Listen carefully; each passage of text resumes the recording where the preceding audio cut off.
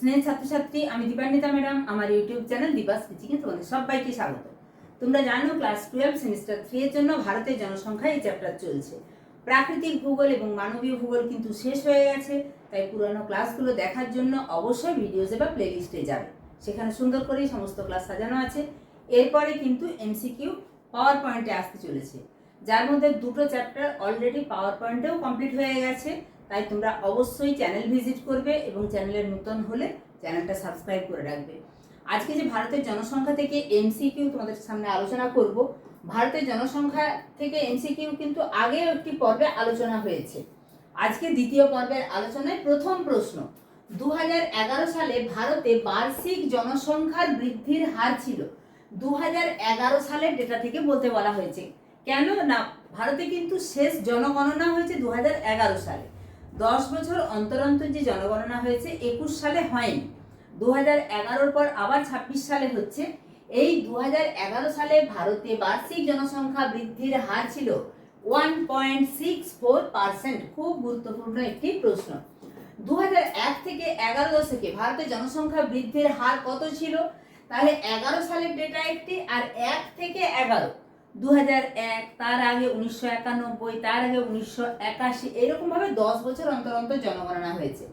তার আগে ভারতের জনসংখ্যা বৃদ্ধির হার ছিল 17.72%। 21-এর দাগে কোন সময়কে ভারতের জনসংখ্যার ধীর বৃদ্ধির সময় রূপে বিবেচনা করা হয়?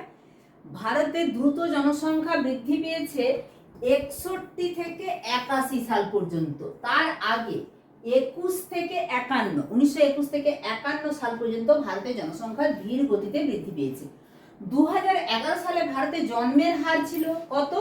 প্রতি হাজারে 21.8 জন, 1000 জনসংখ্যায় জন্মের হার ছিল 2011 সালে। প্রত্যেকটা কোশ্চেন দেখো 2011-তে, অর্থাৎ লাস্ট যে সেন্সাস সেই অনুযায়ী কোশ্চেনগুলো হয়েছে। 2011 সালে ভারতে মৃত্যুর হার কত ছিল? প্রতি হাজারে 7.1 জন প্রতি হাজার। 2011 সালে ভারতের স্বাভাবিক বৃদ্ধির হার কত ছিল? প্রতি হাজারে 14.7। এটা হচ্ছে ভারতে যে স্বাভাবিক বৃদ্ধির হার, সেটা 14.7। 25-এর দাগে জনসংখ্যার হ্রাস বৃদ্ধি সংক্রমণ তত্ত্ব অনুযায়ী কেরলের অবস্থান প্রাথমিক পর্যায়ে না দ্বিতীয় পর্যায়ে না তৃতীয় পর্যায়ে না চতুর্থ পর্যায়ে? জনসংখ্যার বিবর্তন তত্ত্বে তোমরা প্রত্যেকটা পর্যায়ে পড়েছো। কোন পর্যায়ে জন্মহার মৃত্যুহার দুটোই বেশি? কোন পর্যায়ে জন্মহার বেশি কিন্তু মৃত্যুহার হ্রাস পেয়েছে? কোন পর্যায়ে দুটোই হ্রাস পেয়েছে? জন্ম এবং মৃত্যুহার দুটোই হ্রাস পেয়েছে কিন্তু চতুর্থ পর্যায়ে, এবং কেরলের অবস্থানটা হচ্ছে চতুর্থ পর্যায়ে। 2001 থেকে 11 এই দশকে অতি স্বল্প জনসংখ্যা বৃদ্ধি দেখা যায় কোথায়? দক্ষিণ ভারতের রাজ্যগুলিতে। 2001 থেকে 11 দশকে এই দশকে সর্বাধিক জনসংখ্যা বৃদ্ধির হার দেখা যায় কোন রাজ্যে?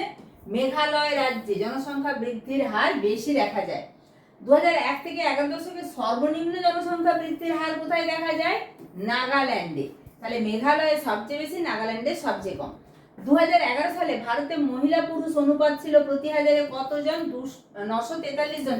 এটা কিন্তু খুব গুরুত্বপূর্ণ একটা প্রশ্ন। 2011 সালে নারী পুরুষের যে অনুপাত, প্রতি 1000 জন পুরুষে নারীর সংখ্যা ছিল 943। এরপরে আমরা চলে যাব 30-এর দাগে। 2011 সালে ভারতে মহিলা পুরুষ অনুপাত সবচেয়ে বেশি ছিল কোন রাজ্যে? কেরলে। 2011 সালে ভারতে মহিলা পুরুষ অনুপাত সবচেয়ে কম ছিল কোন রাজ্যে? হরিয়ানা রাজ্যে।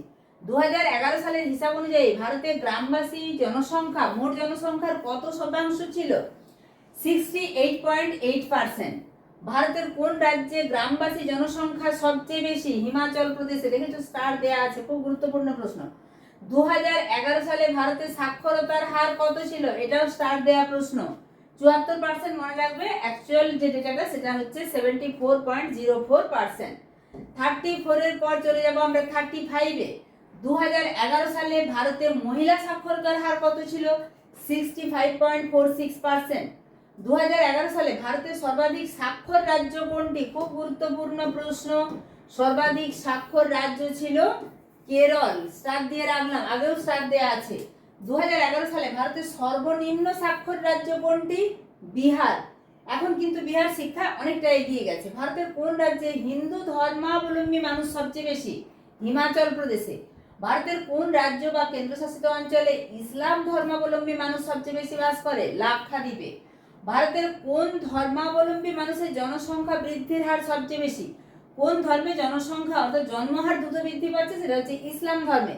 ভারতে কোন ধর্মাবলম্বী জনসংখ্যার মহিলা এবং পুরুষ অনুপাত সবচেয়ে বেশি? খ্রিস্টান ধর্মে।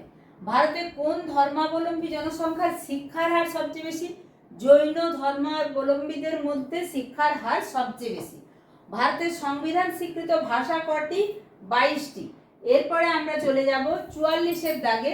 ভারতের একটি প্রাচীন এবং ধ্রুপদী ভাষা, ভারতের প্রাচীন এবং ধ্রুপদী ভাষা হলো তেলেগু।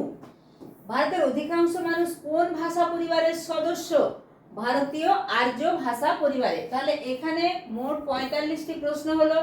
এরপর তোমরা দেখতেই পাচ্ছ এখানে শূন্যস্থান পূরণ রয়েছে, তারপরে রয়েছে বামস্তম্ভ ডানস্তম্ভ মেলানো, সঠিক অর্থাৎ ঠিক ভুল নির্বাচন, সঠিক ক্রম, অ্যাজারশন রিজনিং, চিত্রভিত্তিক প্রশ্ন। তারপরে আমরা জলসম্পদের চ্যাপ্টারে যাব।